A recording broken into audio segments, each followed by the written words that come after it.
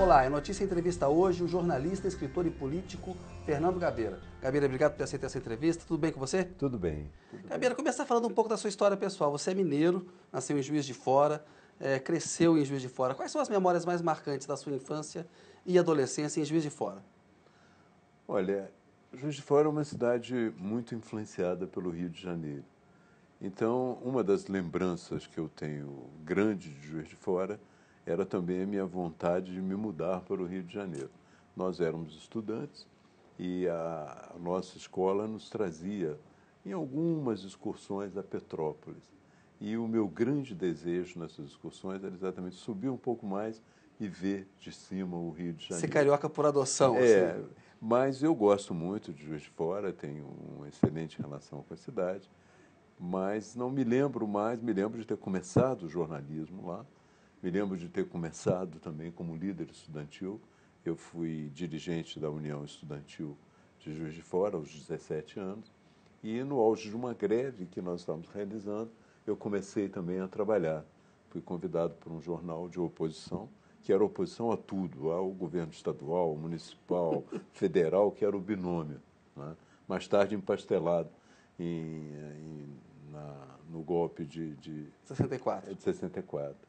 Então, eu me lembro de ter começado a minha carreira como jornalista e começado também a minha inquietação política ali em Juiz de Fora. E a decisão de vir para o Rio foi motivada, você falou, além desse desejo de se mudar para o Rio de Janeiro? Olha, era uma questão profissional, né? Eu sempre fui jornalista e, quando garoto, eu já lia os primeiros livros técnicos sobre jornalismo. E eu achava que, é claro, o nosso jornal, na época, o Binômio, era um jornal moderno, um semanário moderno. Mas havia uma experiência no Rio de Janeiro que me interessava muito, que era do Jornal do Brasil. O Jornal do Brasil, naquele momento, era a vanguarda do jornalismo brasileiro. Inclusive com soluções gráficas internacionalmente reconhecidas. Tinha gente do Los Angeles Times para ver e tal. Foi um mineiro até que, o Amilcar de Castro, que concebeu essa diagramação do Jornal do Brasil. Então eu achava que o Jornal do Brasil era o lugar para onde eu tinha que ir.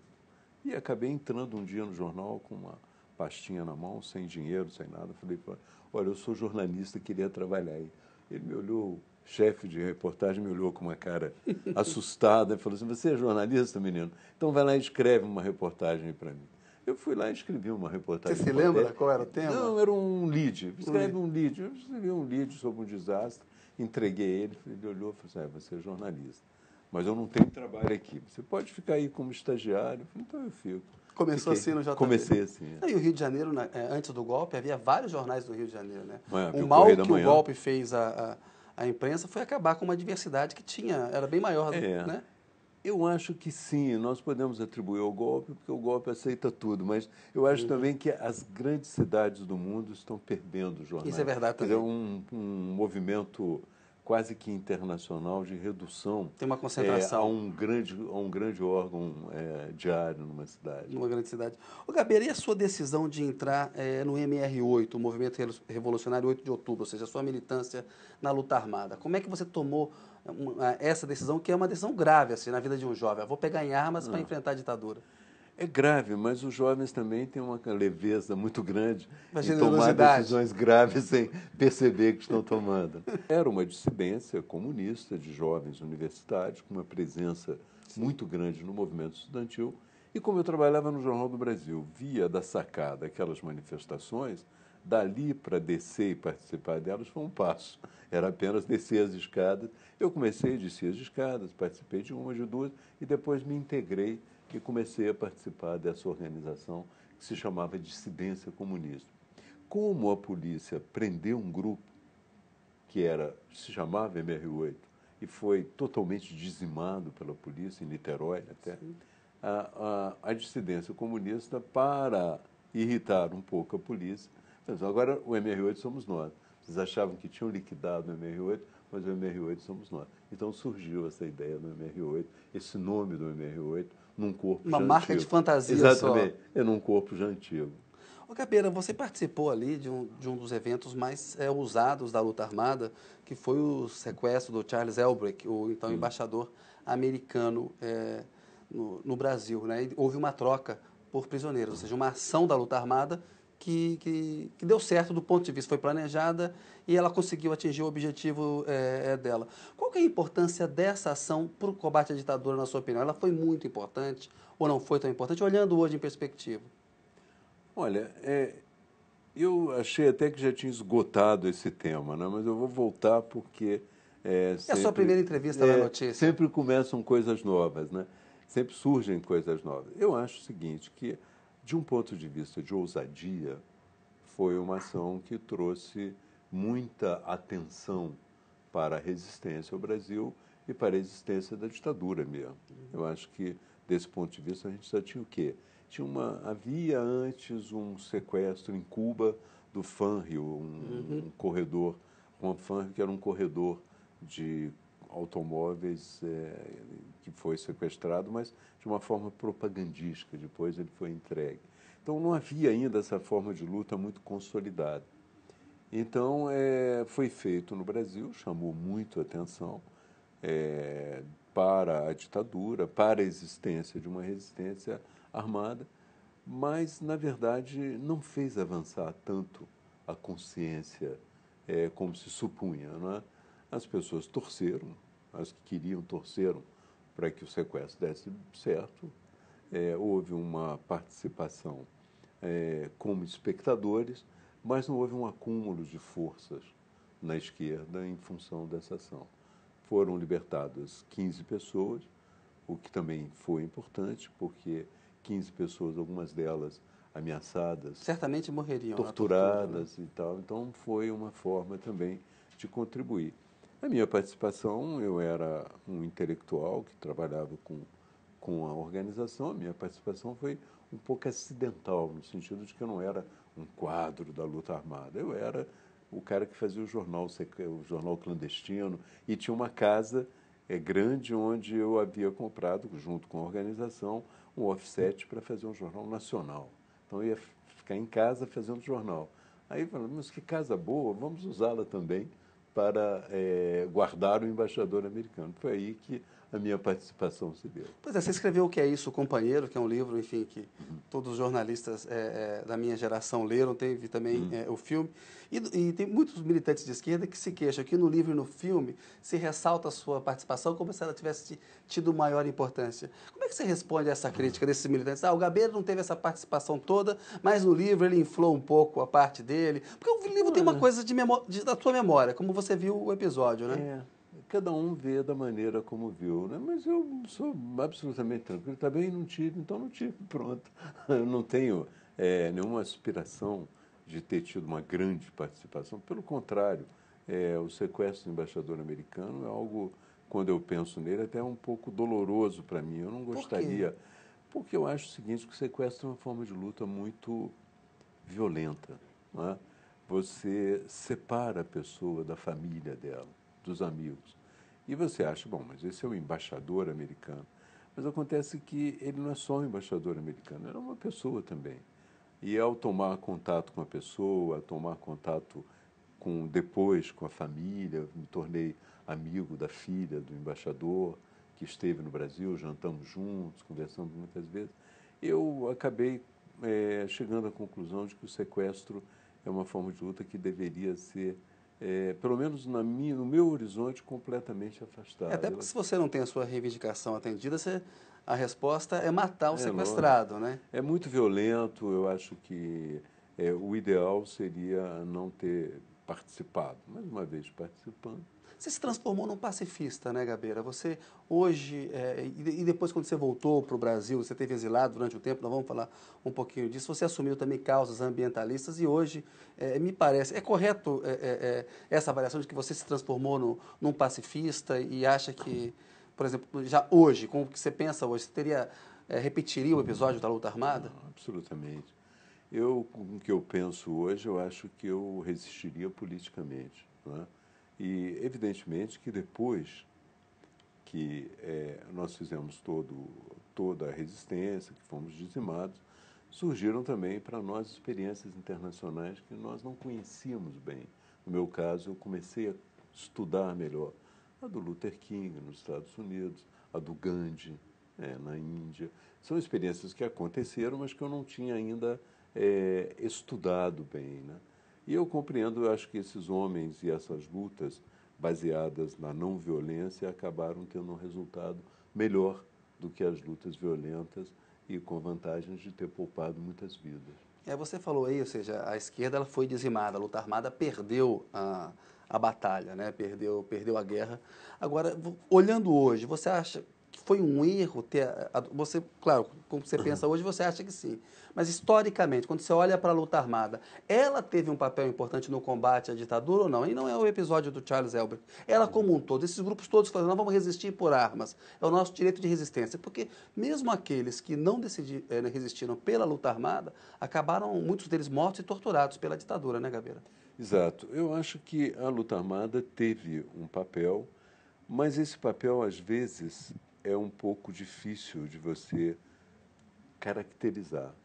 A luta armada teve um papel no sentido de mostrar também a violência do governo militar, de desenvolver através dos exilados que partiram uma grande campanha internacional contra a ditadura e a violência da ditadura, que resultou num tribunal Bertrand Russell. A gente nunca tinha havido um tribunal Bertrand Russell a não ser sobre o Vietnã. Então, Trouxe o Brasil, luz, né? Trouxe um holofote. trouxe muita luz. Mas, ao mesmo tempo, argumentam alguns que ficaram e que lutavam pacificamente, que a existência da luta armada acabou dando uma racionalização para a ditadura fechar todos os caminhos ainda possíveis de resistência pacífica, né? Então, Endureceu realmente, ainda mais a ditadura. endureceu. A ditadura aproveitou a existência da luta armada para tomar todas essas posições. Não se aproveitaria da mesma maneira, não? Você acha que... Não sei.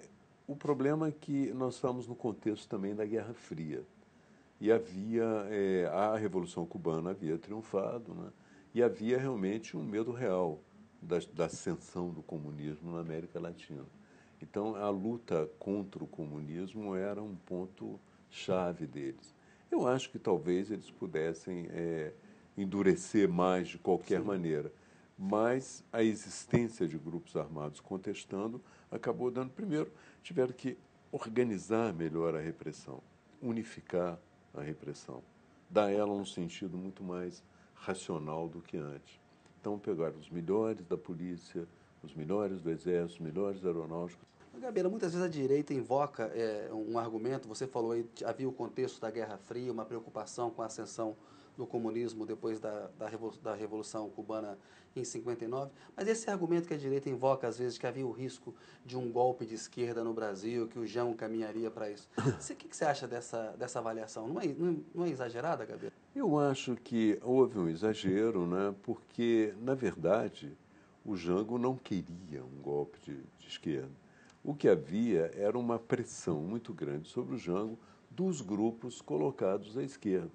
Nós vimos essa pressão também sobre o Allende, no Chile. Isso. O Allende, estava no Chile como exilado, muitas ocupações, muitos movimentos mais à esquerda querendo empurrar o governo para essa posição e o governo tentando se equilibrar, não chegando ao ponto em que a extrema esquerda queria. No caso específico do Goulart, o contraponto era o Brizola. Como o Brizola já havia lutado para que o Goulart fosse o presidente da República, quando o Goulart estava na China, houve aquela tentativa de golpe e o parlamentarismo, e o Brizola fez a rede da legalidade, ele se sentiu também muito comprometido com aquele governo. E ele tinha uma tendência em empurrar para a esquerda. Surgiu também naquele momento, com alguma força, a Liga Camponesa, que era, digamos assim, uma ancestral do MST. Não é? Então, todos esses componentes acabaram impressionando muito os militares, que já havia, né? E a sociedade civil, porque houve um forte apoio da sociedade civil ao golpe, né? E o golpe no Estado, a tentativa de golpe, houve desde o tempo do Juscelino, havia tentativa de golpe, me lembro de Aragaça, Jacarecanga, inúmeras tentativas de golpe que acabaram sendo neutralizadas. Ô, Gabeira, hoje a gente tem uma comissão da verdade no Brasil. Ela tem um prazo aí de 2 anos para apresentar relatos de violações aos direitos humanos entre 46 e 88. Mas a comissão está se fixando em 64 a 85, que é o período de duração da ditadura. Qual que é a sua opinião sobre a Comissão da Verdade e a importância dela para o Brasil? Olha, eu acho que a Comissão da Verdade é muito importante. Acho que ela vai, de uma certa maneira, obter muitas informações que são úteis para nós complementarmos o nosso trabalho de aferição histórica do que aconteceu, mas acho também, vamos às limitações. Eu acho que a Comissão da Verdade descobre menos do que a imprensa. A Comissão da Verdade depende muito de descobertas que fazem para ela. Esse é um primeiro ponto. E acho também que ela vai chegar a apresentar digamos assim, os responsáveis por processos de repressão, tenebrosos e tal, mas sem a capacidade de punir. São duas limitações bem claras. Você gostaria que houvesse punição? Desculpa te interromper. O Supremo tem o entendimento de que a lei de anistia de 79, que até você voltou ao Brasil por causa daquela anistia, de que a lei da anistia, os efeitos dela se estendem aos agentes da repressão que torturaram, né? Sob o argumento de que muita gente fala, houve um pacto político, portanto temos que respeitar. Há outros que entendem que não, que a tortura é um crime imprescritível, que na Argentina e no Chile há ditadores, inclusive, e agentes da repressão das ditaduras lá no Banco dos Réus, e que seria importante haver algum tipo de punição. O que o Fernando Gabeira acha disso? Eu acho o seguinte, que é difícil você, agora, com as pessoas muito velhas, talvez politicamente não seja interessante puni-las, porque você vai punir anciões que estão, às vezes, na cadeira de roda, com a bengala. Então, vai criar em torno deles uma aura de simpatia que eles não é merecem. necessária. Né? A outra visão que eu tenho é que, quando eu cheguei ao Brasil, libertado pela lei da anistia, quer dizer, no bojo da lei da anistia, eu não reclamei. Eu não reclamei, dizendo, olha, porque quando voltei ao Brasil, eu tinha uma dúvida muito grande se nós entraríamos ou não na anistia. Porque falava-se que a anistia seria apenas para aqueles que não pegaram em armas. Então, quando houve a anistia para nós, a sensação que eu tive foi de tamanha alegria, e eu cheguei ao Brasil, não contestei. É claro que a correlação de forças era diferente de agora. Agora, eu acho meio difícil, passado todo esse período, eu ter festejado uma lei, uma vez passada a correlação de forças, não, agora vocês têm que ser punidos e tal. Fica meio esquisito historicamente. Gabeira, vou pedir licença um minutinho, a notícia volta daqui a pouco com o Fernando Gabeira.